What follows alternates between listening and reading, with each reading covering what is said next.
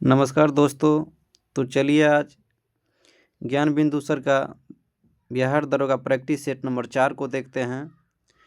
आप लोग भी मॉक लगाइए और यहाँ से पता चलता है कि कौन टॉपिक कमज़ोर है, तो उसको जो है कॉपी में नोट करके बार बार उसको रिवीजन कीजिए। चलिए तो mock number 4 model practice set number 4 को देखते हैं। क्वेश्चन नंबर 1, निम्नलिखित में से किस राज्य में T shield cyber security lab का उद्घाटन किया गया? तो इसमें जो है किस राज्य में जो है T shield cyber security lab का उद्घाटन किया गया? तो इसका हो जाएगा तेलंगाना। क्या होगा? तेलंगाना हो जाएगा। T shield cyber security lab का उद्घाटन तेलंगाना राज्य में किया गया है। इसका मुख्य उद्देश्य साइबर अपराधों से निपटने के लिए पुलिस अधिकारियों को प्रशिक्षण देना है। इसका मुख्य उद्देश्य क्या है? साइबर अधिकारियों से निपटने के लिए, मान के चलिए साइबर अपराध जो होता है उससे निपटने के लिए जो है पुलिस अधिकारी को जो है प्रशिक्षण देता है। आरबीआई के एक रिपोर्ट के अनुसार परियोजना हेतु फंड आकर्षित करने के मामला में कौन सा राज्य देश में प्रथम स्थान पर है? आरबीआई की रिपोर्ट के अनुसार जो है परियोजना हेतु फंड आकर्षित करने के मामले में कौन सा राज्य देश में प्रथम स्थान है? तो इसका हो जाएगा उत्तर प्रदेश। आरबीआई की रिपोर्ट के अनुसार जो है उत्तर प्रदेश जो है फंड आकर्षित करने में मामले में प्रथम स्थान पर है। चलिए अब नेक्स्ट क्वेश्चन को देख लेते हैं। किस राज्य में 18वां प्रवासी भारतीय दिवस सम्मेलन को आयोजित किया गया? किस राज्य में जो है 18वां भारतीय सम्मेलन को का आयोजन किया गया? तो इसका हो जाएगा भुवनेश्वर। देखिए 18वां प्रवासी भारतीय दिवस सम्मेलन का आयोजन भुवनेश्वर ओडिशा में आयोजित किया गया। इसका आयोजन 8 जनवरी से 10 जनवरी 2025 तक किया गया और इसका थीम था विकसित भारत में प्रवासी भारतीयों का योगदान। इसका थीम क्या था? विकसित भारत में प्रवासी भारतीयों का योगदान। प्रवासी भारतीय दिवस महात्मा गांधी की 9 जनवरी 1915 को दक्षिण अफ्रीका से भारत वापस आने की याद में मनाया जाता है। प्रवासी भारतीय दिवस की शुरुआत जो है 2003 ईस्वी से हुई है और प्रत्येक साल जो है प्रत्येक यानी 9 जनवरी को मनाया जाता है। चलिए अब नेक्स्ट क्वेश्चन को देख लेते हैं।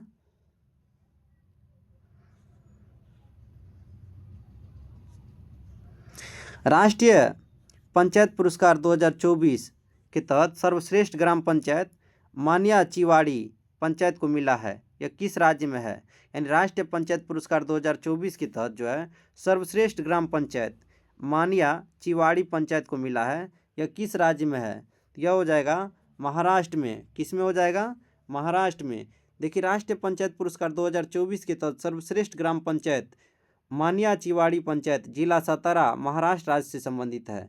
यह इस पुरस्कार के तहत सर्वश्रेष्ठ ब्लॉक पंचायत का पुरस्कार छतरपुर जिला गंजम को मिला है। यह उड़ीसा राज्य में है। वही सर्वश्रेष्ठ जिला पंचायत का पुरस्कार त्रिपुरा राज्य से संबंधित गोमती पंचायत को मिला है। चलिए अब आगे देख लेते हैं। हाल ही में न्यू कैलेडोनिया ने किस देश के भीतर एक नया राज्य बनाने के लिए समझौता किया है?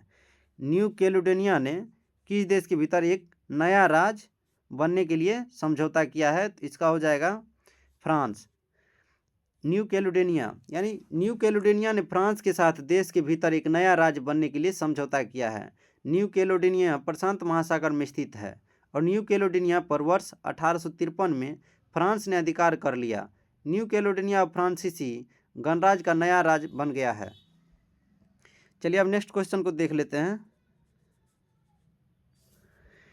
भारत ने 1 जुलाई 2025 को पहली आसियान भारत क्रूज वार्ता का आयोजन कहाँ किया गया था? यानी भारत ने 1 जुलाई 2025 को पहली आसियान भारत क्रूज वार्ता का आयोजन कहाँ किया गया था? तो इसका हो जाएगा चेन्नई। क्या होगा? चेन्नई। प्रवासी श्रमिकों के बच्चों को स्कूल और आंगनबाड़ियों में दाखिल दिलाने के लिए केरल सरकार द्वारा निम्न में से कौन सी योजना शुरू की गई है? केरल सरकार के द्वारा जो है ज्योति योजना शुरू किया गया है। यानी प्रवासी श्रमिक के बच्चों को स्कूल और आंगनबाड़ी में जो है दाखिला दिलाने के लिए केरल सरकार के द्वारा ज्योति योजना शुरू किया गया है। सक्षम ऐप किस संस्था द्वारा जारी किया गया? सक्षम ऐप जो है किस संस्था के द्वारा जारी किया गया? इसका हो जाएगा भारत निर्वाचन आयोग। किसके द्वारा? भारत निर्वाचन आयोग। सक्षम ऐप भारत निर्वाचन आयोग द्वारा जारी किया गया है। यह ऐप 85 वर्ष से अधिक उम्र के व्यक्तियों और 40% विकलांग व्यक्तियों के लिए घर से मतदान की सुविधा प्रदान करने हेतु लॉन्च किया गया है। चलिए अब आगे देख लेते हैं क्वेश्चन नंबर 9 को। हाल ही में वैश्विक आतंकवाद सूचकांक 2025 किसके द्वारा जारी किया गया? हाल ही में जो है वैश्विक आतंकवाद सूचकांक 2025 किसके द्वारा जारी किया गया? तो इसका हो जाएगा institute of economics and peace. किसके द्वारा? Institute of economics and peace. चलिए अब आगे देख लेते हैं। हाल ही में इंदिरा गांधी परमाणु अनुसंधान केंद्र निदेशक के रूप में किन्हें नियुक्त किया गया है? यानी इंदिरा गांधी परमाणु अनुसंधान केंद्र के निदेशक के रूप में किन्हें नियुक्त किया गया है? इसका हो जाएगा, चलिए आगे देख लेते हैं, चंद्रशेखर जी होगा।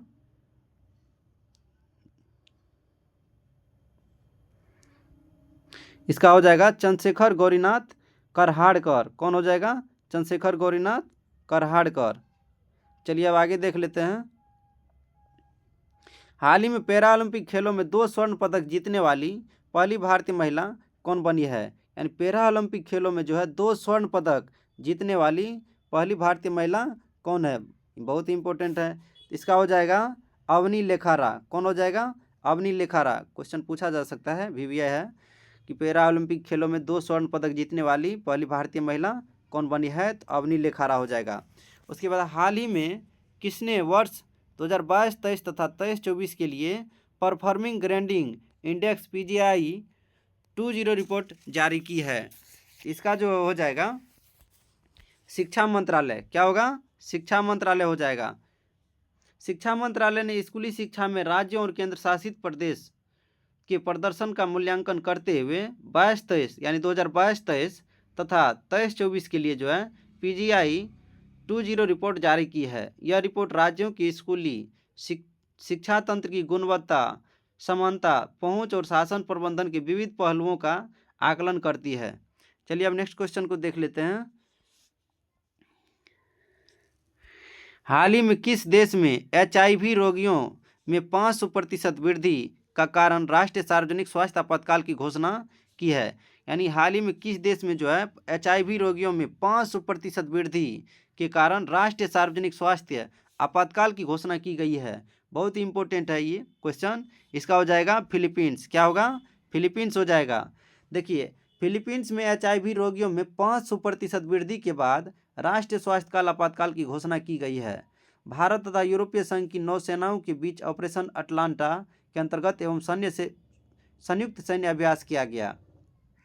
चलिए अब आगे देख लेते हैं। भारत चंद्रयान 5 के क्रियान्वयन में किस देश की अंतरिक्ष एजेंसी का सहयोग ले रहा है? यानी भारत जो है चंद्रयान 5 के क्रियान्वयन करने में अंतरिक्ष एजेंसी का सहयोग ले रहा है। यानी किस देश की अंतरिक्ष एजेंसी का सहयोग ले रहा है? तो अमेरिका हो जाएगा। क्या होगा? अमेरिका नहीं, अमेरिका नहीं होगा ये, इसका सॉरी जापान होगा। क्या होगा? जापान होगा। ये गलत है, अमेरिका नहीं, जापान होगा। यानी भारत चंद्रयान 5 के क्रियान्वयन में किस देश की अंतरिक्ष एजेंसी का सहयोग ले रहा है? तो जापान हो जाएगा। सॉरी ये नहीं होगा। चलिए आगे देख लेते हैं। हाल ही में किस नदी की सफाई एवं उसकी जैव विविधता बढ़ाने के लिए गंभीर रूप से लुप्तप्राय रेड क्राउंड रूफ्ड टर्टल को नदी में पुनः लाया है? देखिए किस नदी की सफाई एवं उसकी जैव विविधता बढ़ाने के लिए गंभीर रूप से लुप्तप्राय रेड क्राउंड रूफ्ड टर्टल को नदी में पुनः लाया है? इसका हो जाएगा गंगा। क्या होगा? गंगा हो जाएगा। चलिए अब नेक्स्ट क्वेश्चन को देख लेते हैं। 21 जून 2025 को मनाए गए अंतर्राष्ट्रीय योग दिवस की थीम निम्न में से क्या रखी गई है? यानी 21 जून 2025 को जो मनाया गया है अंतर्राष्ट्रीय योग दिवस, उसका थीम क्या है? इसका हो जाएगा yoga for one earth one health. Yoga for one earth और वन हेल्थ, इसका हो जाएगा। देखिए 21 जून 2025 को मनाए गए अंतर्राष्ट्रीय योग दिवस की थीम है yoga for one earth one health. एक पृथ्वी एक स्वास्थ्य के लिए योग्य है। इस वर्ष योग दिवस का आयोजन विशाखापत्तनम आंध्र प्रदेश में किया गया। कहाँ किया गया? विशाखापत्तनम आंध्र प्रदेश में किया गया। चलिए अब नेक्स्ट क्वेश्चन को देख लेते हैं। निम्नलिखित में से किन 2 देशों में वर्ष 2026 का ICC पुरुष T20 विश्व कप का आयोजन किया जाएगा? यानी कौन देश में जो है वर्ष 2026 का ICC पुरुष T20 विश्व कप का आयोजन किया जाएगा? तो इसका हो जाएगा जो है भारत और श्रीलंका। क्या होगा? भारत और श्रीलंका। बहुत ही इंपॉर्टेंट ये क्वेश्चन पूछा जा सकता है। भारत और श्रीलंका में जो है ICC पुरुष T20 विश्व कप का आयोजन किया जाएगा। चलिए अब आगे देख लेते हैं। निम्नलिखित में से किस देश की महिला कबड्डी यानी किस देश की महिला कबड्डी टीम ने एशियाई महिला कबड्डी चैंपियनशिप 2025 का खिताब जीता है? तो इसका हो जाएगा भारत। देखिए, भारतीय महिला कबड्डी टीम ने ईरान को हराकर अपना 5वां एशियाई महिला कबड्डी चैंपियनशिप का खिताब जीती है। इसका आयोजन तेहरान में हुआ था। कहाँ हुआ था? तेहरान में। भारत ने मालदीव को हराकर 7वां महिला चैंपियनशिप 2025 जीती है। चलिए अब नेक्स्ट क्वेश्चन को देख लेते हैं। Question number 19। देखिए, अक्टूबर 2024 में आए तूफान दाना से प्रभावित क्षेत्र रहा है। इसका जो है अक्टूबर 2024 में जो आया था तूफान दाना, उससे जो है कौन क्षेत्र प्रभावित हुआ था? तो इसका हो जाएगा ओडिशा एवं पश्चिम बंगाल। कौन हो जाएगा? ओडिशा एवं पश्चिम बंगाल हो जाएगा। देखिए, तूफान दाना से प्रभावित क्षेत्र ओडिशा एवं पश्चिम बंगाल का तटीय क्षेत्र रहा है और तूफान दाना से भूस्खलन ओडिशा के भीतरकनिका और धामारा पोर्ट के बीच हुई थी। इससे मयूरभंज, बालासोर, केंद्रपाड़ा और भद्रक जिला में भारी वर्षा और बाढ़ का असर पड़ा। देखिए, दाना तूफान का नामकरण जो है कतर द्वारा किया गया। किसके द्वारा किया गया? कतर के द्वारा। देखिए, दाना है ना, कबूतर जो है दाना जो है कतर कतर के खाता है, तो दाना तूफान का नामकरण जो है कतर के द्वारा किया गया। चलिए अब आगे देख लेते हैं। हाल ही में आयोजित 12वीं पुरुष एशियाई कप हॉकी चैंपियनशिप 2025 का शुभंकर है। यानी 12वीं पुरुष एशिया कप हॉकी चैंपियनशिप 2025 का शुभंकर जो है कौन है? तो इसका हो जाएगा चांद। कौन है? चांद। देखिए, 12वीं पुरुष एशिया कप हॉकी चैंपियनशिप 2025 का शुभंकर जो है चांद है। 17 अगस्त 2025 को बिहार के मुख्यमंत्री नीतीश कुमार ने राजगीर में होने वाले 12वीं पुरुष एशिया कप हॉकी चैंपियनशिप 2025 के लिए लोगो शुभंकर जो है चांद और ट्रॉफी का अनावरण किया है। चलिए अब आगे देख लेते हैं। मुख्यमंत्री प्रतिज्ञा योजना में स्नातक पास युवाओं को इंटर्नशिप के लिए कितनी राशि दी जाएगी? मुख्यमंत्री प्रतिज्ञा योजना के तहत जो स्नातक पास युवाओं को इंटर्नशिप के लिए जो है कितना रुपया दिया जाएगा?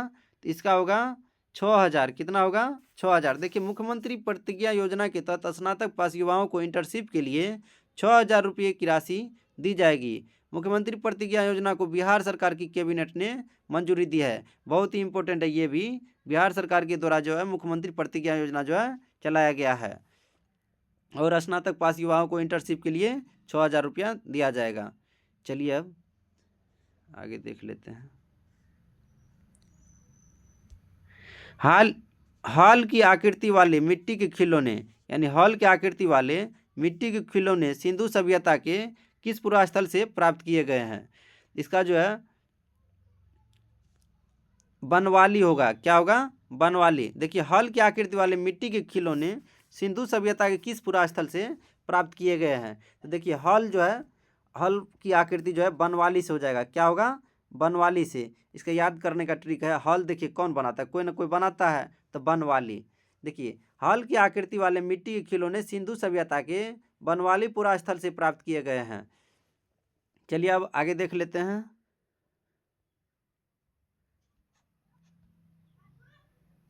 सूची 1 और सूची 2 का जो है मिलान करना है। सूची 1 और सूची 2 का जो है मिलान करना है। इसमें जो है अशोक का हो जाएगा देवानम प्रिय। इसका हो जाएगा देवानम प्रिय। उसके बाद समुद्रगुप्त का हो जाएगा अश्वमेघ पराक्रम। क्या हो जाएगा? अश्वमेघ पराक्रम। उसके बाद जो है चंद्रगुप्त द्वितीय का जो है हो जाएगा विक्रमादित्य। क्या हो जाएगा? विक्रमादित्य, ये हो जाएगा। उसके बाद कुमारगुप्त प्रथम का जो है महेंद्रादित्य हो जाएगा। चलिए अब इसी तरह जो है इसका 1 का 2, उसके बाद 2 का 1, ये हो जाएगा। इसका सी हो जाएगा। क्या होगा? सी हो जाएगा। चलिए अब नेक्स्ट क्वेश्चन को देख लेते हैं। निम्नलिखित में से किस पुर्तगाली वायसराय ने कोचीन की जगह गोवा को राजधानी बनाया था? यानी कौन पुर्तगाली वायसराय जो है वो कोचीन की जगह जो है गोवा को राजधानी बनाया था, तो इसका हो जाएगा नीनो डी कुन्हा। कौन हो जाएगा? Nuno da Cunha. Nuno da Cunha ने 1530 में कोचीन की जगह गोवा को पुर्तगालियों की राजधानी बनाया था। उसके बाद जो है क्वेश्चन नंबर 25 को देखते हैं। बक्सर के युद्ध के समय दिल्ली का शासक कौन था? बक्सर के युद्ध के समय दिल्ली का शासक कौन था? इसका हो जाएगा शाह आलम द्वितीय। कौन हो जाएगा? शाह आलम द्वितीय। यानी बक्सर के युद्ध के समय दिल्ली का शासक शाह आलम द्वितीय था। द्वितीय अफीम युद्ध यानी द्वितीय अफीम युद्ध 1856 से 60 ईस्वी में जो हुआ था, ब्रिटेन तथा फ्रांस के द्वारा किसके विरुद्ध लड़ा गया था? ब्रिटेन तथा फ्रांस के द्वारा जो है चीन के विरुद्ध लड़ा गया था। द्वितीय अफीम युद्ध 1856 से 60 ब्रिटेन तथा फ्रांस द्वारा चीन के विरुद्ध लड़ा गया था। इसे तीर युद्ध के नाम से भी जाना जाता है। चलिए अब नेक्स्ट क्वेश्चन को देख लेते हैं। पानीपत के तृतीय युद्ध में मराठों को पराजित किया था। यानी पानीपत के तृतीय युद्ध में जो है मराठा को कौन पराजित किया था? इसका हो जाएगा अफगानों ने। मराठा को जो है कौन पराजित किया था? अफगानों ने। देखिए इसका जो है हो जाएगा पानीपत के तृतीय युद्ध में मराठों को अफगानों ने पराजित किया था। पानीपत का तृतीय युद्ध जनवरी 1761 ईस्वी में हुआ था। चलिए अब आगे देख लेते हैं। प्रसिद्ध नारा तुम मुझे खून दो मैं तुम्हें आज़ादी दूंगा, तुम मुझे खून दो मैं तुम्हें आज़ादी दूंगा, सुभाष चंद्र बोस ने कहाँ दिया था नारा? ये नारा जो है सुभाष चंद्र बोस जो है कहाँ पर दिया था कि तुम मुझे खून दो मैं तुम्हें आज़ादी दूंगा? तो ये जो है मलाया में दिया था। कहाँ दिया था? मलाया में दिया था। चलिए अब नेक्स्ट देख लेते हैं क्वेश्चन नंबर 29 को।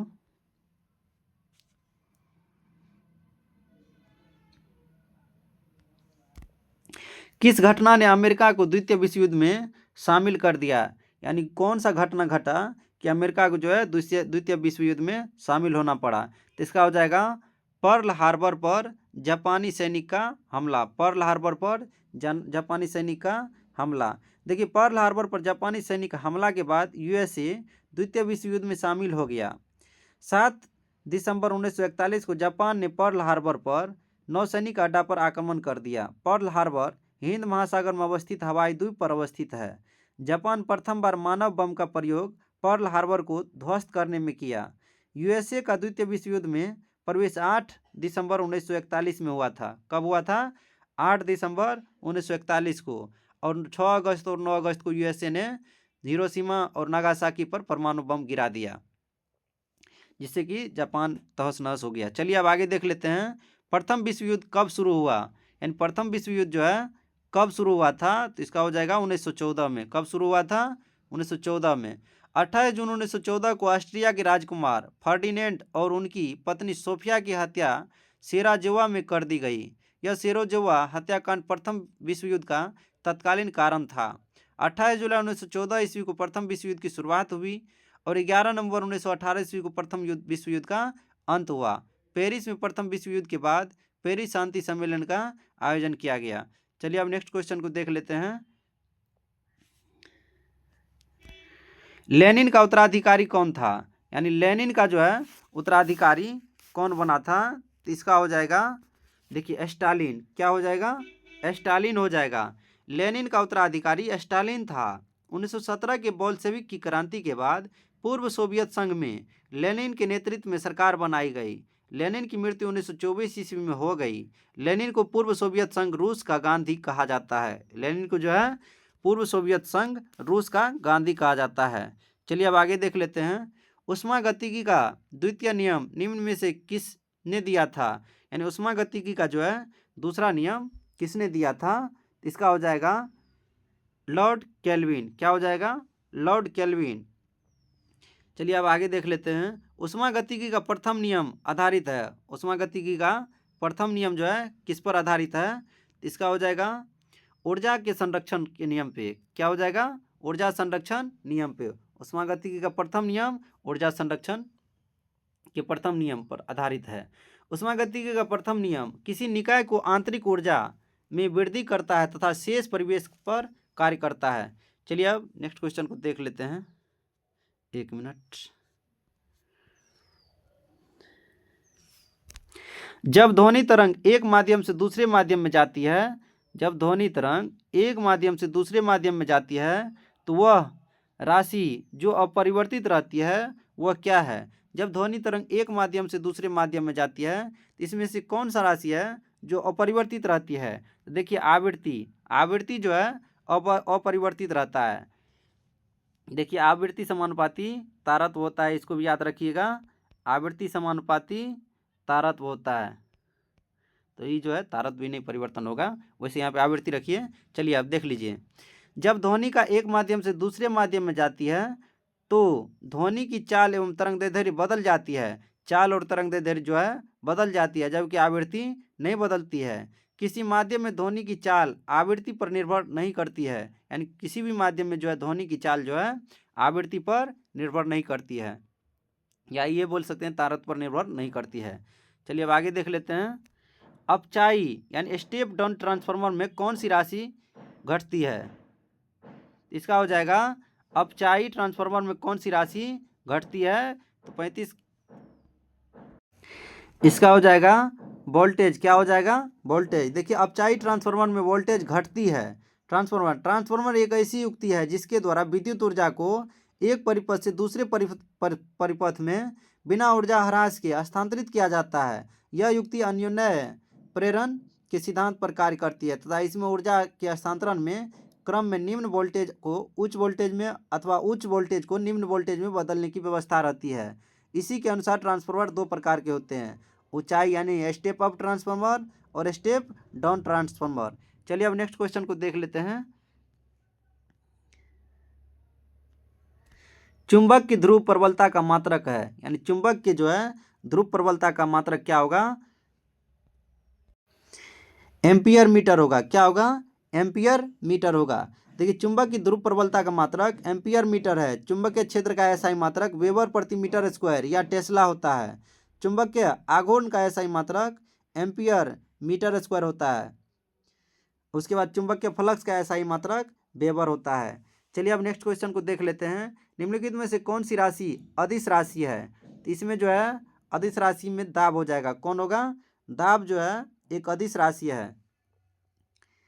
चलिए अब आगे देख लेते हैं। गॉड पार्टिकल है, यानी गॉड पार्टिकल जो है कौन चीज़ है, तो इसका हो जाएगा हिग्स बोसॉन। क्या होगा, Higgs boson. God particle Higgs boson है। हिग्स बोसॉन इलेक्ट्रॉनों या क्वाई के समान एक प्राथमिक कण अन्य मूलभूत कणों को द्रव्यमान प्रदान करने में महत्वपूर्ण भूमिका निभाता है। चलिए अब आगे देख लेते हैं।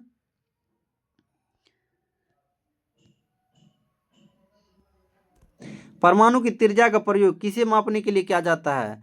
परमाणु की त्रिज्या का प्रयोग जो है किसे मापने के लिए किया जाता है, तो इसका हो जाएगा परमाणुविक आकार। क्या हो जाएगा, परमाणुविक आकार। परमाणु की त्रिज्या का प्रयोग किसे मापने के लिए किया जाता है, तो परमाणुविक आकार हो जाएगा।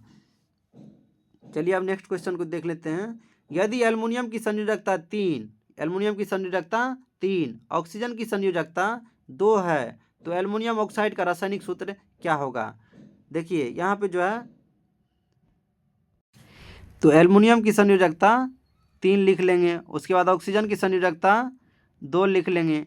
देखिए ये जो है यहाँ पे चल जाएगा और ये यहाँ पे चल आएगा, तो इसका क्या हो जाएगा Al2O3, यानी इसका संयोजकता उसके पास और उसका संयोजकता इसके पास। इस वजह से इसका ऑप्शन क्या हो जाएगा, डी हो जाएगा। क्या होगा, Al2O3। चलिए अब नेक्स्ट क्वेश्चन को देख लेते हैं। आधुनिक आवर्त सारणी के समूह का नाम बताएं जिसमें सभी तत्व गैस है, यानी सभी तत्व जितना भी तत्व है सब गैस है। तो इसका जो हो जाएगा 18, यानी आधुनिक आवर्त सारणी के समूह का नाम बताएं जिसमें सभी तत्व गैस है, तो 18 समूह का जो है सभी तत्व गैस है। चलिए अब नेक्स्ट क्वेश्चन देख लेते हैं।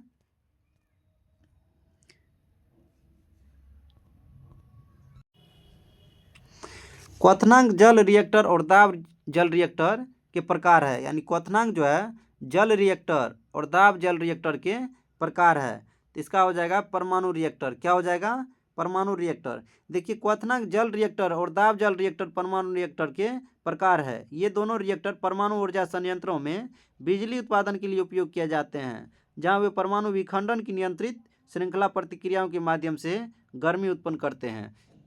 उसके बाद निम्नलिखित में से कौन सा लवण अम्लीय है, यानी नीचा में जो है उसमें से जो है कौन सा लवण अम्लीय है, तो इसका हो जाएगा मैग्नीशियम सल्फेट। क्या हो जाएगा? मैग्नीशियम सल्फेट जो है अम्लीय है। उसके बाद ब्लीचिंग पाउडर की प्रकृति क्या है? ब्लीचिंग पाउडर की जो है प्रकृति क्या है, तो इसका हो जाएगा ऑक्सीकरण अभिकर्मक। क्या हो जाएगा? ऑक्सीकरण अभिकर्मक, यानी ब्लीचिंग पाउडर की प्रकृति जो है ऑक्सीकरण अभिकर्मक हो जाएगा। चलिए अब नेक्स्ट क्वेश्चन को देख लेते हैं। निम्नलिखित में से कौन सी त्रिपरमाणुक अणु का एक उदाहरण है? त्रिपरमाणुक अणु का कौन जो है उदाहरण है, तो इसका हो जाएगा ओजोन। क्या हो जाएगा? ओजोन।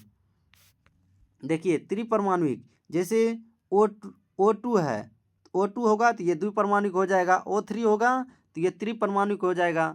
जैसे मान के चलिए Na है, सोडियम है, तो ये एक परमाणुकता हो जाएगा। इसी तरह जो है, चलिए आगे, इसका जो है क्या हो जाएगा? ओजोन हो जाएगा। अब नेक्स्ट क्वेश्चन को देख लेते हैं। अनिषेक जनन यानी पार्थेनोजेनेसिस क्रिया में क्या होता है? पार्थेनोजेनेसिस क्रिया में जो है बिना निषेचन के अंडे में विदलन होता है। क्या होता है? बिना निषेचन के अंडे में विदलन होता है। चलिए अब आगे देख लेते हैं। ओ रक्त वाले व्यक्ति को यूनिवर्सल प्राप्तकर्ता माना जाता है। ओ रक्त वाले व्यक्ति को जो है यूनिवर्सल प्राप्तकर्ता माना जाता है। ओ प्रकार के रक्त में कोई एंटीजन नहीं होता है। ओ प्रकार के रक्त में जो है कोई एंटीजन नहीं होता है, तो इसका जो है देखिए, ओ वाले रक्त व्यक्ति को यूनिवर्सल प्राप्तकर्ता माना जाता है, नहीं, ये गलत है। ये जो है डोनर होता है, डोनर होता है, ये सभी को दे सकता है लेकिन प्राप्तकर्ता नहीं। तो इसका जो है ए गलत हो जाएगा और बी सही है, यानी आर सही है। ए गलत है, बी यानी आर सही है, ये हो जाएगा। यानी ए गलत है, ई जो है आर सही है। चलिए अब आगे देख लेते हैं।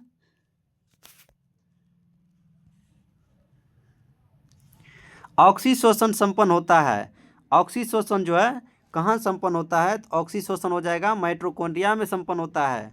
देखिए ऑक्सीशोषण मुख्य रूप से माइटोकॉन्ड्रिया में संपन्न होता है। हालांकि इसका पहला चरण ग्लाइकोलाइसिस कोशिका द्रव साइटोप्लाज्म में होता है, जिसके बाद पाइरूवेट माइटोकॉन्ड्रिया में प्रवेश करता है, जहाँ क्रेब्स चक्र और इलेक्ट्रॉन परिवहन श्रृंखला जैसे आगे की प्रक्रिया होती है। ऑक्सीशोषण यह ऐसी प्रक्रिया है जिसमें कोशिकाएं ऑक्सीजन का उपयोग करके ग्लूकोज जैसी पोषक तत्वों में को ऊर्जा में बदलती है। चलिए अब आगे देख लेते हैं। मनुष्य में निश्वसित अथवा श्वासोच्छ्वास वायु में ऑक्सीजन होती है, यानी मनुष्य में जो है निश्वसित अथवा श्वासोच्छ्वास में वायु में ऑक्सीजन होती है। 49 को हो जाएगा डी। क्या होगा? डी 17% लेता है, 21%, उसके बाद छोड़ता जो है तो 17% ऑक्सीजन छोड़ता है। चलिए आगे देख लेते हैं।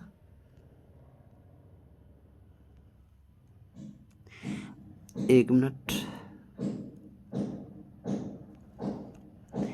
मानव शरीर में मूत्र बहाव के रास्ते में आने वाले अंगों का सही अनुक्रमिक निम्नलिखित में से कौन है? यानी मूत्र बहाव, यानी मूत्र जहाँ से निकलता है, जहाँ बन के निकलता है, वहाँ से जो है उसका सही अंगों का अनुक्रम बताने के लिए बोल रहा है। तो देखिए इसका हो जाएगा ब्रिक। ब्रिक के बाद जो है मूत्रवाहिनी होगा, उसके बाद मूत्राशय होगा, फिर मूत्रमार्ग होगा। ब्रिक में से जो है ब्रिक होगा, इसका हो जाएगा डी हो जाएगा। देखिए ब्रिक होगा, ब्रिक में से दो को जो है नली यानी दो को किडनी रहता है, तो दोनों में जो है मूत्रवाहिनी एगो रास्ता इस टाइप से रहता है, इस टाइप से रहता है, ऐसे करके मूत्रवाहिनी रहता है। ये नहीं, यहाँ पे देखिए, यहाँ पे एगो ब्रिक है, यहाँ पे एगो ब्रिक है, यहाँ पे जो है ब्लड फिल्टर्ड होता है, यहाँ भी फिल्टर्ड होता है। उसके बाद इसमें से जो अवशिष्ट रहता है यहाँ पे आता है मूत्राशय में, यहाँ भी मूत्राशय में, ये मूत्राशय है, ये मूत्रवाहिनी है, और उसके बाद जो है फिर यहाँ से जो निकलता है तो ये मूत्र मार्ग हो गया। देखिए ये हो गया ब्रिक, किडनी हो गया, उसके बाद ये हो गया मूत्रवाहिनी, रास्ता है मूत्रवाहिनी, दोनों रास्ता है अलग अलग। उसके बाद जो है मूत्राशय में आके जमा होता है मूत्र, उसके बाद फिर जो है मूत्र मार्ग के द्वारा बाहर निकलता है। तो इसका हो जाएगा डी हो जाएगा। चलिए आगे देख लेते हैं। निम्न में से कौन सा एक उभयलिंगी फूलों के बारे में सही है? उभयलिंगी फूलों के बारे में जो है कराए कौन सही है? तो इसका हो जाएगा उनमें पुंकेसर और अंडप दोनों मौजूद होते हैं। पुंकेसर और अंडप दोनों मौजूद होते हैं।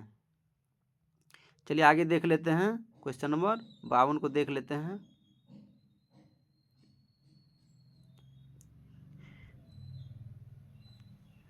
सुमेलित करने के लिए जो है, यानी क्वेश्चन नंबर 52 का है, सुमेलित करने के लिए पर रहित कीड़ा जो है सिल्वर फिश हो जाएगा। क्या होगा? Silver fish. उसके बाद उड़ान रहित पक्षी जो है, जो नहीं पक्षी उड़ता है, तो वो हो जाएगा कीवी। क्या होगा? कीवी। फिर जो है अंग रहित रेंगने वाला, यानी अंग रहित, यानी जो जिसको अंग रहित यानी अंग नहीं रहता रेंगने वाला, तो सांप हो जाएगा। अंग रहित पशु, इसमें जो है मछली हो जाएगा। क्या होगा? मछली। तो इसका हो जाएगा बी, यानी 52 का बी हो जाएगा। चलिए अब आगे देख लेते हैं 53 का। हरलिंगम खेल मैदान में कौन सा खेल खेला जाता है? हरलिंगम खेल मैदान में जो है कौन सा खेल खेला जाता है? इसका हो जाएगा पोलो। कौन खेल खेला जाता है? पोलो। हरलिंगम खेल मैदान में पोलो खेला जाता है। यह इंग्लैंड में स्थित है। कहाँ स्थित है? इंग्लैंड में। देखिए, केंद्रीय रिजर्व पुलिस बल यानी सीआरपीएफ की स्थापना कब हुई थी? बहुत ही इंपॉर्टेंट है, क्वेश्चन पूछा गया है। बिहार पुलिस ड्राइवर में भी पूछा गया है क्वेश्चन। केंद्रीय रिजर्व पुलिस बल की स्थापना कब हुई थी? उसमें यह पूछा गया था कि सबसे पुराना जो है अर्धसैनिक बल कौन है? इसका हो जाएगा 54 का बी हो जाएगा, 1939 हो जाएगा। क्या होगा? 1939। पीटीआई समाचार एजेंसी किस देश का है? पीटीआई समाचार एजेंसी जो है हो जाएगा आपको भारत का है। पीटीआई समाचार एजेंसी जो है भारत सरकार का है। देखिए, press trust of India, PTI का फुल फॉर्म क्या होता है? Press trust of India. Bharat की सबसे बड़ी समाचार एजेंसी है और इसकी स्थापना जो है 27 अगस्त 1947 ईस्वी को हुआ था। और कार्य प्रारंभ कब किया? 1 फरवरी 1949 ईस्वी से। चलिए अब आगे देख लेते हैं। This is depressive time to be living here. The word depressive belong to which category? तो इसका हो जाएगा एडजेक्टिव। क्या हो जाएगा? एडजेक्टिव। चलिए अब change it into active voice. It into active voice कर रहा है। इसको पैसिव में है, इसको एक्टिव में जो है चेंज करने के लिए बोल रहा है। By whom was the chair stolen? By whom was the chair stolen? इसका हो जाएगा 57 का हु स्टोल द चेयर? क्या हो जाएगा? हु स्टोल द चेयर, यानी सी हो जाएगा। चलिए आगे देख लेते हैं। Change the sentence into indirect speech करा है कि इनडायरेक्ट स्पीच में जो है इसको बदलने के लिए। देखिए, द कैप्टन सेड और अलाउस, यानी अलाउस आवर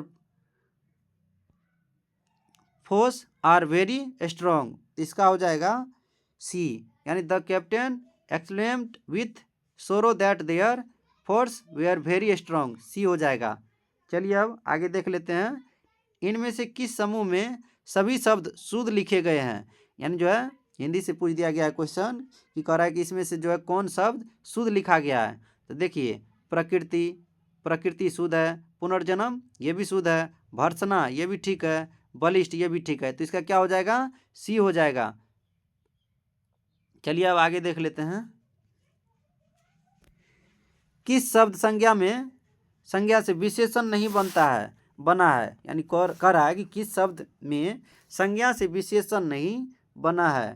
तो इसका हो जाएगा गरीबी से जो है विशेषण शब्द नहीं बना है। चलिए अब देखते हैं। सोना, धतूरा, गेहूं, प्लास अनेकार्थक शब्द के लिए निम्नलिखित में से एक शब्द क्या होगा? यानी सोना, धतूरा, गेहूं, प्लास का अनेकार्थक शब्द है ये, और इसका कह रहा है एक शब्द क्या होगा? इसका कनक हो जाएगा। क्या होगा? कनक होगा। चलिए अब आगे देख लेते हैं। प्रेतशिला पहाड़ी का संबंध है। प्रेतशिला पहाड़ी का संबंध जो है किससे है? इसका जो हो जाएगा गया जी से। किससे है? प्रेतशिला पहाड़ी का संबंध गया जी से है। चलिए आगे देख लेते हैं। निम्नलिखित में से किस जिला की सीमा अंतर्राष्ट्रीय सीमा नहीं बनाती है? यानी कौन सा जिला जो है अंतर्राष्ट्रीय सीमा नहीं बनाता है, तो इसका हो जाएगा शिवहर। शिवहर बीच में है। ये नेपाल से लगाता है, ये भी नेपाल से लगाता है, मधुबनी भी नेपाल से लगाता है, ये शिवहर हो जाएगा। शिवहर जो है अंतर्राष्ट्रीय सीमा नहीं लगाता है। देखिए बिहार में सर्वप्रथम नगर पालिका की स्थापना कहाँ की गई थी? तो बिहार में जो है सर्वप्रथम नगर पालिका की स्थापना जो है आरा में किया गया था। कहाँ किया गया था? आरा में। देखिए बिहार में सर्वप्रथम नगर पालिका की स्थापना 1865 ईस्वी में ही आरा में की गई थी। बिहार का पहला नगर निगम पटना नगर निगम है। इसकी स्थापना 15 अगस्त 1952 ईस्वी को हुई थी। बिहार के प्रथम दूरदर्शन प्रसारण केंद्र की स्थापना 1978 में मुजफ्फरपुर में हुई थी। बिहार की प्रथम मैथिली फिल्म कन्यादान, मैथिली फिल्म कौन है? कन्यादान। अब बिहार की प्रथम भोजपुरी फिल्म गंगा मैया तोहे पियरी चढ़ेब। उसके बाद बिहार की प्रथम हिंदी फिल्म कल हमारा है। फिर बिहार की प्रथम सिंचाई परियोजना जो है सोन बहुउद्देशीय परियोजना, बहुत ही इंपॉर्टेंट है। 1874 ईस्वी में बिहार की प्रथम सिंचाई परियोजना सोन बहुउद्देशीय परियोजना। चलिए आगे देख लेते हैं क्वेश्चन नंबर 65 को। एक मिनट। निम्नलिखित में से कौन आरबीआई का मात्रात्मक ऋण नियंत्रण उपकरण नहीं है? यानी आरबीआई का जो मात्रात्मक ऋण नियंत्रण उपकरण नहीं है, तो इसका हो जाएगा मार्जिन आवश्यकताएं। मार्जिन आवश्यकता जो है नहीं है। वर्तमान में कितनी कंपनियां को महारत्न का दर्जा प्राप्त है? यानी भारत में जो है वर्तमान में कितनी कंपनियां को जो है महारत्न का दर्जा प्राप्त है? इसका हो जाएगा 14 गो। क्या हो जाएगा? 14 गो। देखिए वर्तमान में 14 कंपनियों को महारत्न का दर्जा प्राप्त है। भारत सरकार ने हिंदुस्तान एरोनॉटिक्स लिमिटेड यानी HAL को प्रतिष्ठित महारत्न पदनाम प्रदान किया है, जिससे यह ऐसा करने वाला 14वां केंद्रीय सार्वजनिक क्षेत्र उद्यम बन गया है। चलिए अब आगे देख लेते हैं।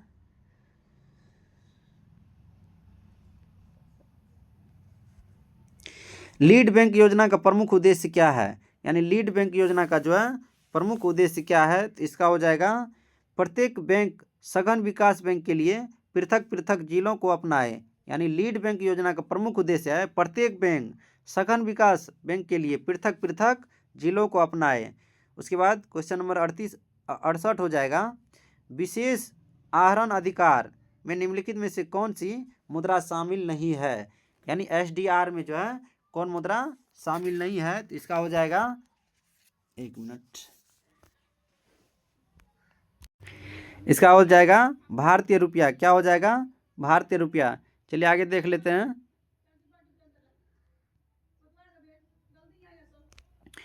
लक्षित सार्वजनिक वितरण प्रणाली की शुरुआत किस वर्ष हुई थी?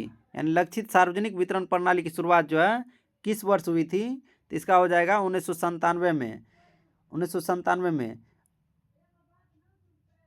लक्षित सार्वजनिक वितरण प्रणाली की शुरुआत जो है 1997 में हुई थी। सार्वजनिक वितरण प्रणाली 1992 तक आरंभ हुआ था। चलिए अब आगे देख लेते हैं।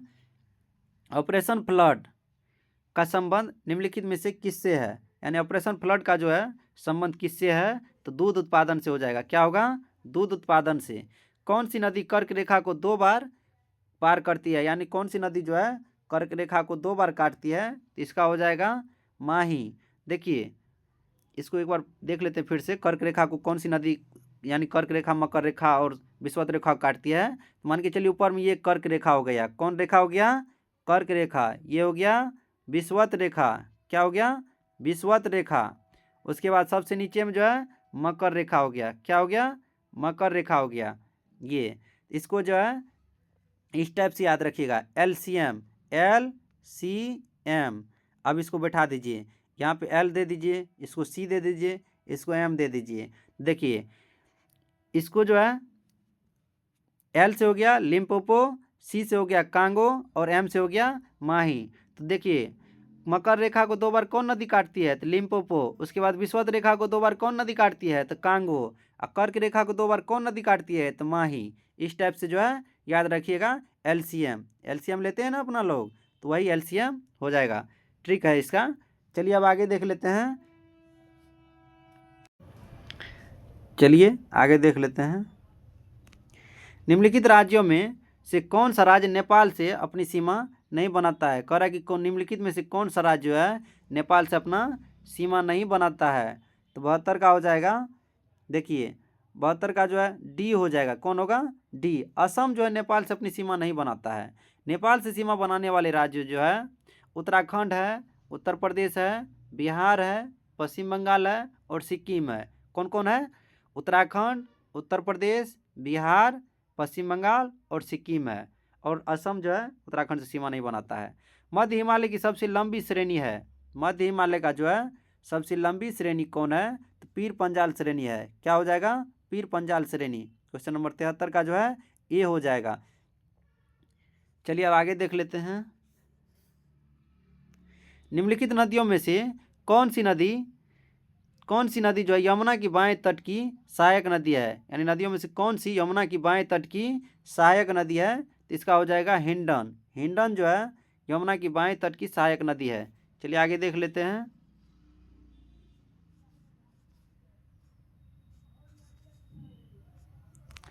किस मृदा का प्रयोग मकान निर्माण में प्रयोग में आने वाले ईंटों के निर्माण में किया जाता है?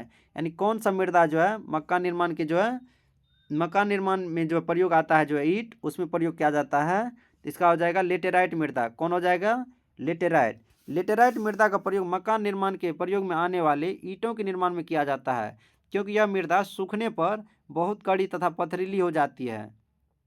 यह साधारणतः लाल भूरे रंग की होती है एवं मुख्य रूप से पश्चिम घाट के पर्वतों के गिरिपथ क्षेत्र में एक लंबी पट्टी के रूप में केरल, कर्नाटक, महाराष्ट्र, ओडिशा के पठारी क्षेत्रों में, राजमहल के पहाड़ी क्षेत्रों, छोटा नागपुर पठार, असम के पहाड़ी क्षेत्रों में, मेघालय के पठार में पाई जाती है। यानी इसी क्षेत्र में जो है पाई जाती है। इस मिट्टी में मुख्यतः चाय, कहवा, रबड़, सिनकोना, काजू, मोटे अनाज एवं मसालों की कृषि की जाती है। चलिए आगे देख लेते हैं। भारत में उष्णकटिबंधीय सदाबहार वनस्पति का विकास नहीं हुआ है। यानी भारत में जो है कह रहा है कि उष्णकटिबंधीय सदाबहार वनस्पति का विकास नहीं हुआ है। तो कहाँ नहीं हुआ है? तो इसका हो जाएगा पश्चिमी घाट के पूर्वी ढाल पर। कहाँ हो जाएगा? पश्चिमी घाट के पूर्वी ढाल पर। चलिए अब आगे देख लेते हैं।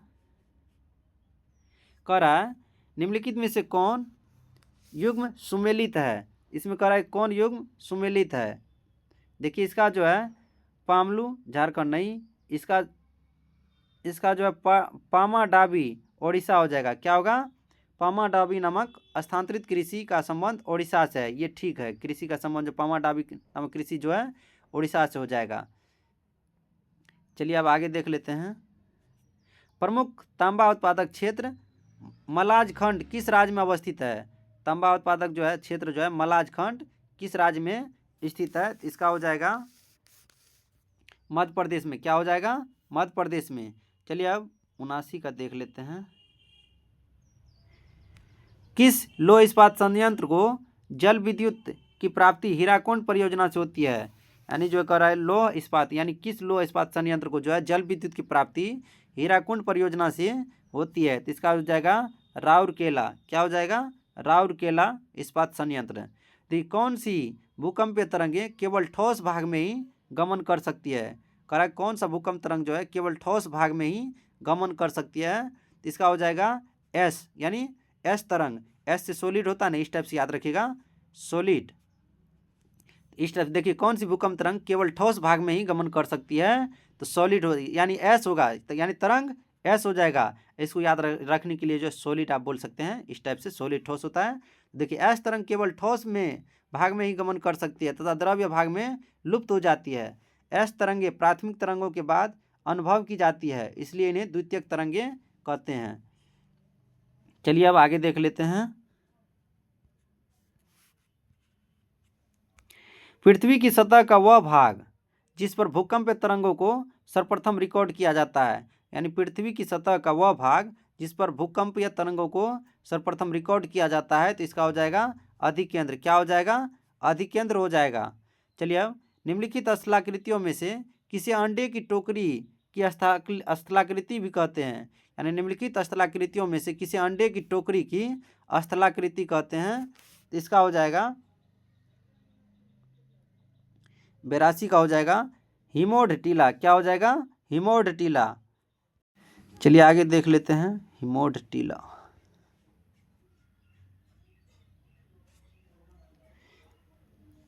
निम्नलिखित में से किसका निर्माण पंचायती राज व्यवस्था के तहत हुआ है, यानी कह रहा है कि किसका निर्माण जो पंचायती राज व्यवस्था के तहत हुआ है।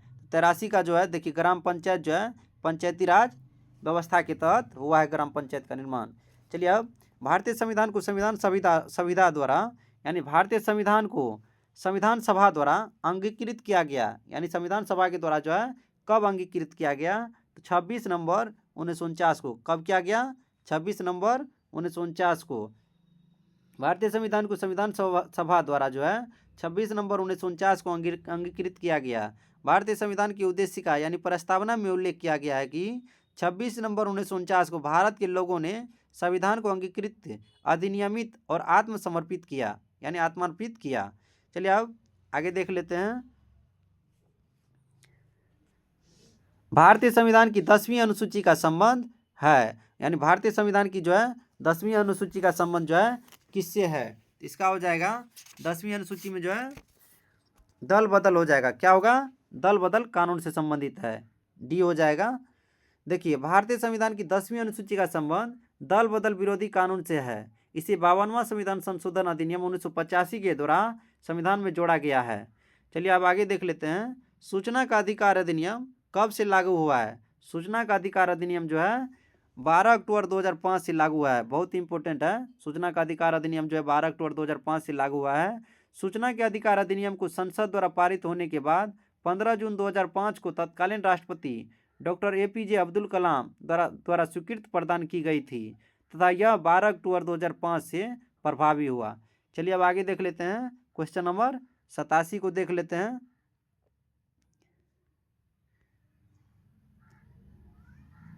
निम्न में से किस अनुच्छेद में पाकिस्तान से भारत आए लोगों के लिए नागरिकता के अधिकार का उल्लेख है? यानी पाकिस्तान से जो भारत आया उसके लिए नागरिकता के अधिकार का उल्लेख है। तो इसका हो जाएगा अनुच्छेद 6 में। किसमें? अनुच्छेद 6 में जो है प्रावधान किया गया है कि पाकिस्तान से भारत आए लोगों के लिए नागरिकता के अधिकार है। भारतीय संविधान के भाग 2 में अनुच्छेद 5 से 11 में नागरिकता से संबंधित प्रावधानों का उल्लेख है। चलिए अब आगे देख लेते हैं। निम्न में से किसका उत्पादन किया जा सकता है? यानी कह रहा है कि इसमें से जो है किसका उत्पादन किया जा सकता है? तो देखिए विधान परिषद का जो है गठन किया जा सकता है, यानी विधान परिषद का जो है उत्पादन किया जा सकता है। संविधान के अनुच्छेद 169 के अनुसार संसद विधि द्वारा किसी राज्य में विधान परिषद का सृजन या उत्पादन कर सकता है। चलिए अब आगे देख लेते हैं। निम्नलिखित में से किस अनुच्छेद में भारत का संविधान अप्रियता और किसी भी रूप में इसके व्यवहार को समाप्त करता है? यानी अप्रियता और किसी भी रूप में इसके व्यवहार को समाप्त करता है। तो इसका हो जाएगा अनुच्छेद 17। अनुच्छेद 17 जो है अप्रियता से संबंधित है। भारतीय संविधान की 8वीं अनुसूची में कौन सी भाषा वर्ष 2003 में जोड़ी गई थी? देखिए वर्ष 2003 में जो है कौन भाषा जोड़ा गया था? इसका हो जाएगा संथाली। क्या हो जाएगा? संथाली। चलिए अब आगे देख लेते हैं। ये संथाली जो है 92 संविधान संशोधन 2003 के द्वारा जो है जोड़ा गया था। इसमें जो है देखिए इसका 92 संविधान संशोधन 2003 के द्वारा जो है बोर्ड मास याद रखिएगा, बोर्ड मास याद रखिएगा। देखिए इससे इसका जो है जाएगा बोडो, उसके बाद जो है डोगरी, मैथिली और उसके बाद जो है संथाली मास, संथाली हो जाएगा, यानी बोर्ड मास याद रखिएगा। चलिए अब आगे देख लेते हैं। एक ठोस गेंद का व्यास 4.2 सेंटीमीटर, घनत्व 8.9 ग्राम मीटर प्रति CMQ है, यानी ग्राम प्रति CMQ है हो तो गेंद का द्रव्यमान ज्ञात करें। इसका द्रव्यमान ज्ञात करने के लिए जो है आपको जो है देखिए व्यास दिया हुआ है तो D कितना हो जाएगा? D हो जाएगा 4.2/2। उसके बाद जो है अब इसका जो है गेंद के गोलाकार होता है, इसलिए गोला का आयतन निकालेंगे। अब गोलाकार होता है तो गोला का आयतन 4/3 πr3। इस पर जो है इसको बैठाएंगे तो इसका जो है मान के चलिए तब क्या निकलेगा? आयतन निकल जाएगा। आयतन निकलने के बाद जो है फिर जो है घनत्व कर रहा है ना, गेंद का द्रव्यमान ज्ञात करें तो इसके बाद घनत्व बराबर होता है द्रव्यमान घनत्व बराबर, तब जब यहाँ पे आयतन निकल जाएगा, तो उसके बाद घनत्व बराबर होता है द्रव्यमान बटे आयतन होता है। यहाँ से जो है घनत्व तो दिया हुआ है, उसके बाद घनत्व ये दिया हुआ है, फिर आयतन जो है निकलिए गया, यहाँ से निकल जाएगा 4/3πr³ से, उसके बाद जो है द्रव्यमान निकल जाएगा। तो इस तरफ से निकालिएगा तो इसका क्या हो जाएगा, डी हो जाएगा। क्या होगा, 345.39 हो जाएगा। चलिए अब आगे देख लेते हैं। कह रहा है समांतर श्रेणी 23, 69, 35, 41 का 9वां पद ज्ञात करें। देखिए कितना कितना का अंतर है, यहाँ से 6, फिर यहाँ से 6, फिर यहाँ से 6। तो इसका जो है ए बराबर हो जाएगा 23, उसके बाद डी बराबर सार्वंतर होता है A2 माइनस A1। A1 ये हो गया, A2 ये हो गया, तो सार्वंतर कितना हो जाएगा, 6 हो जाएगा। फिर जो 9वां पद बोल रहा है A + 8D होगा। तो 8D ए का मान कितना है, ए का मान जो है 23 है, 23 ले लेंगे, उसके बाद फिर प्लस लिखेंगे 23 + 8 × 6, इस टाइप से लिखेंगे तो निकल जाएगा इसका मान जो है। तो इसको अगर गुना कीजिएगा तो 8 × 6 = 48, 48 और 23 को जोड़िएगा 48 और 23 को जोड़िएगा तो 8 × 3 = 11, 6 × 2 = 4, 2 = 6, 1 = 7, 71 हो जाएगा। इसका जो है ऑप्शन बी हो जाएगा। क्या होगा, बी हो जाएगा। चलिए अब आगे देख लेते हैं। कह रहा यदि किसी कूट भाषा में पुलिस को ये लिखा जाता है तो राइटर को क्या लिखा जाएगा, राइटर को जो है क्या लिखा जाएगा। देखिए इसको कुछ नहीं किया गया है, इसको जो है ECILOP यानी उल्टा दिया गया है, तो ठीक राइटर को भी उल्टा देंगे। RET, देखिए RET किस में है, RET इसमें है, उसके बाद TI, फिर जो है TI, उसके बाद RW, तो इसका हो जाएगा D हो जाएगा। ठीक इसको जो है उल्टा देंगे। चलिए अब आगे देख लेते हैं। कह रहा यदि कूलर को भोजन कहा जाए, यदि कूलर को भोजन कहा जाता है, भोजन को गुलाब कहा जाता है, गुलाब को रेस्टोरेंट कहा जाता है और रेस्टोरेंट को नटखट कहा जाता है, तो आदमी को क्या कहा जाएगा, यानी तो आदमी क्या खाएगा, अच्छा सॉरी, आदमी क्या खाएगा। देख लीजिए, यदि कूलर को भोजन कहा जाता है, भोजन को गुलाब कहा जाता है, गुलाब को रेस्टोरेंट कहा जाता है और रेस्टोरेंट को नटखट कहा जाता है, तो आदमी क्या खाएगा। तो आदमी क्या खाएगा, तो भोजन को गुलाब कहा जाता है तो गुलाब को खाएगा, इसका हो जाएगा बी, गुलाब हो जाएगा। चलिए अब आगे देख लेते हैं।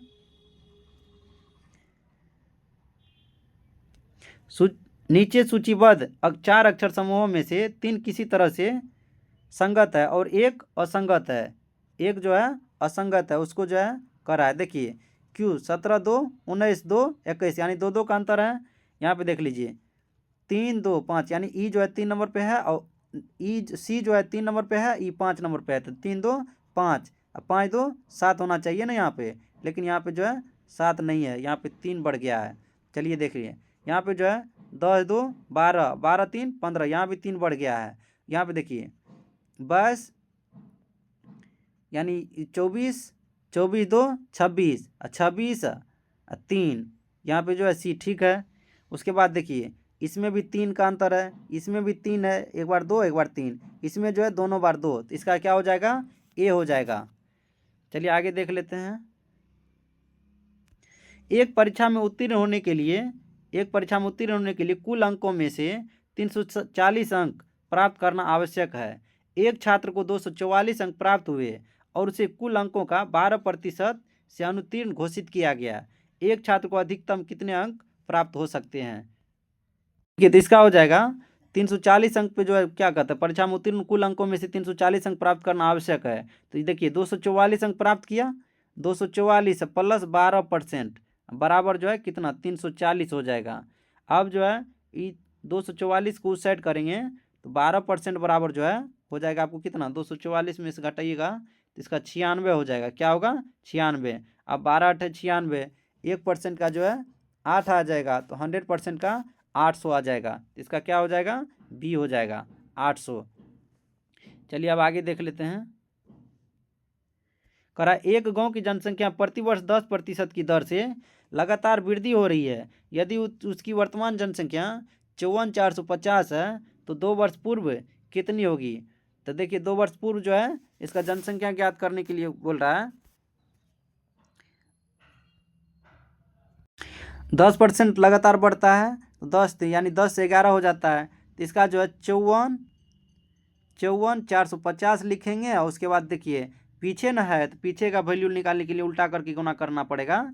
10/11 लिखेंगे। फिर जो है 10/11 लिखेंगे तो इसका मान निकल जाएगा। इसको काटिएगा तो कट जाएगा और कट कुट के निकलेगा ये 45 निकलेगा। इसको काटिएगा ना तो कट जाएगा सब। पीछे का वैल्यू निकालने के लिए उल्टा कर गुना किया जाता है। तो यानी 10% वृद्धि हो रहा है तो 10 यानी 11/10 होता है। लेकिन पीछे का वैल्यू निकालेंगे तो 10/11, फिर 2 बार है 2 वर्ष तो 10/11 अब निकालिएगा तो आ जाएगा 45,000। चलिए अब नेक्स्ट क्वेश्चन को देख लेते हैं। क्वेश्चन नंबर 98 को देख लेते हैं। एक निश्चित क्रम में दी गई 5 संख्याओं का औसत 32 है। पहली 3 संख्याओं का औसत 28 है तथा अंतिम 3 संख्याओं का औसत 34 है। पहली 2 संख्याओं का औसत क्या होगा? तो इसका जो है क्वेश्चन नंबर 98 देखिए 5 संख्याओं का औसत कितना है? 32 है। तो 5 संख्या लिख लीजिए, मान के चलिए 1 2 3 4 5। तो 5 संख्याओं का औसत 32 है। तो 32 यहाँ पे बीच में लिख दीजिए। उसके बाद जो है पहली 3 संख्याओं का औसत जो है कितना है? पहली 3 संख्याओं का औसत 28 है। यहाँ से देख लीजिए, इसको भी एक बार समेट लिया तो इसका औसत जो है 28 हो जाएगा। और फिर जो है इधर अंतिम 3 संख्याओं का औसत कितना है? 34 है। इसको भी लिख लिया। अब देखिए तो यहाँ पे देखिए 32 होने के लिए इसको कितना चाहिए? तो और 4 चाहिए। तो यानी -4 और 3 संख्या है तो -4 तिया 12 हो जाएगा। और फिर यहाँ पे जो है 34 होने के लिए इसको कितना चाहिए? तो 2 गुना 3 यानी 3 संख्या है तो 2 गुना 3 2 तिया 6 यानी -12 + 6। इसका क्या हो जाएगा? माइनस, यहाँ पे लिख लीजिए, इसका -6 हो जाएगा। अब -6 अब कह रहा है कि 2 संख्याओं का औसत निकालने के लिए। तो -6 में फिर जो है 2 से भागा दीजिएगा तो -3 आएगा। अब -3 आने के बाद जो है मूल संख्या में उसका 5 संख्या का औसत कितना है? 32 है। उसमें से 3 घटा दीजिएगा, आंसर आ जाएगा यानी 29 हो जाएगा इसका आंसर। चलिए अब आगे देख लेते हैं। करा 2 वर्ष के लिए 20% की वार्षिक ब्याज दर से उधार दी गई धनराशि पर चक्रवृद्धि ब्याज और साधारण ब्याज के अंतर 80 है। यानी 2 वर्ष का जो है 20% की दर से जो है उधार दी गई धनराशि पर चक्रवृद्धि ब्याज और साधारण ब्याज का जो है अंतर कितना है? 80 है। देखिए 20 ये तो साधारण ब्याज हो गया 40%। लेकिन इसी का जो है अगर हम क्या कहते हैं चक्रवृद्धि ब्याज निकालेंगे तो 20 + 20 और फिर +20 गुना 20 इस टाइप से होगा बटे 100। इसका हो जाएगा कितना? 44%। अब देखिए अंतर दिया हुआ है 40% और 44%। अंतर कितना है? 80 है। तो इसका अंतर कितना है? 4%। यानी 4% बराबर जो है हो जाएगा 80। तो इसका जो है 100% का मान तो 80/4 गुना 100 है तो 4 दूना 8। इसका क्या हो जाएगा? 2000 हो जाएगा। क्या हो जाएगा? 2000 हो जाएगा। इसका बी ऑप्शन हो जाएगा। चलिए अब आगे देख लेते हैं। कह रहा है एक महिला के अनुकूल दिशा में यानी एक महिला जो है धारा के अनुकूल दिशा में जो है 36 किलोमीटर की दूरी 4 घंटे में और धारा के प्रतिकूल 49 किलोमीटर की दूरी जो है 7 घंटे में तैर कर पार करती है। तो धारा की चाल ज्ञात करें। देखिए धारा के अनुकूल जो है धारा के अनुकूल x + y बराबर जो है 36 किलोमीटर कितना घंटा में? 4 घंटा में। तो इसका हो जाएगा 9 किलोमीटर प्रति घंटा। उसके बाद जो धारा के प्रतिकूल x - y बराबर 49/7 हो जाएगा। तो 7 × 7 = 49। यानी देखिए अब इसका जो है x + y 9 हो गया। उसके बाद x - y जो है 7 हो गया। अब देखिए इसमें क्या कर रहा है? धारा की चाल कर रहा है। तो धारा की चाल देखिए x निकालना है तो इसको जो है जोड़ के 2 से भाग दे दीजिए। 9 7 नहीं 9 7 16 16 में से जो है 16 9 7 16 में 2 से भगा दीजिएगा तो 8। ये जो है हो जाएगा किसका चाल? पानी का चाल हो जाएगा। उसके बाद जो है हाँ अब धारा की चाल क्या हो जाएगा? देखिए अब इसको जो है 9 में से जो है 7 को हटाइएगा तो 2 यानी 1 यानी 2/2 कीजिएगा तो 1 हो जाएगा। इसका जो है 1 किलोमीटर प्रति घंटा। यानी x + y अगर 9 आया है ना, देखिए ना यहाँ से जो अगर निकालिएगा इसको देखिए x + y 9 आया है, x - y 7 आया है। इसको अगर काटिएगा तो मान के चलिए हमको जो है इसको काटना है तो इसको ऐसे रहने दीजिए। 2x बराबर ये y निकालना है तो y को रहने देंगे, उसके बाद इसको काटेंगे तो इसको यहाँ पे प्लस करेंगे या फिर यहाँ पे माइनस करेंगे तो ये कट जाएगा, उसके बाद ये कट जाएगा, उसके बाद जो है 2y होगा, 2y बराबर ये घट के जो है 2 हो जाएगा यहाँ पे और फिर y बराबर 1 हो जाएगा। ठीक इसी तरह जो इसका आंसर क्या हो जाएगा 1 किलोमीटर प्रति घंटा। पूरा वीडियो को देखने के लिए धन्यवाद। आप लोग इसी तरह लाइक, सब्सक्राइब और शेयर कीजिए, जिससे कि नेक्स्ट प्रैक्टिस सेट लेकर के बहुत ही जल्द आप लोगों के साथ जुड़ेंगे। धन्यवाद।